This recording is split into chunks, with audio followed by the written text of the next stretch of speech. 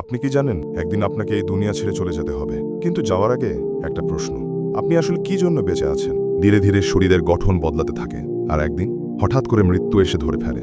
কিন্তু ভেবে দেখেছেন কখনো, আমরা কি শুধু খাওয়া, ঘুমানো, টাকা পয়সা আর দুনিয়ার নাম যশের জন্যই এসেছি? যদি তাই ভেবে থাকেন তাহলে আপনি বড় ভুল করছেন, কারণ জীবনের উদ্দেশ্য এর চেয়ে অনেক বড়। আমরা এসেছি আমাদের স্রষ্টাকে খুঁজে পাওয়ার জন্য, তাকে চিনে নেওয়ার জন্য, তার দেওয়া পথে চলার জন্য। কারণ তিনি আমাদের সৃষ্টি করেছেন, তিনি আমাদের অক্সিজেন দেন, তিনি আকাশ থেকে বৃষ্টি নামান, সেই বৃষ্টি দিয়ে জমিনের মাটিতে খাদ্য উৎপাদন করেন, তিনি আমাদের খাওয়ার ব্যবস্থা করেন, এবং শেষ পর্যন্ত আমাদের সবাইকে তার কাছেই ফিরে যেতে হবে। এই পৃথিবীর সবকিছু একদিন শেষ হয়ে যাবে। টাকা পয়সা, পদমর্যাদা, ক্ষমতা কিছুই সঙ্গে যাবে না। শুধু যাবে আপনার ঈমান, আপনার উত্তম কাজ, আপনার নামাজ, রোজা, যাকাত।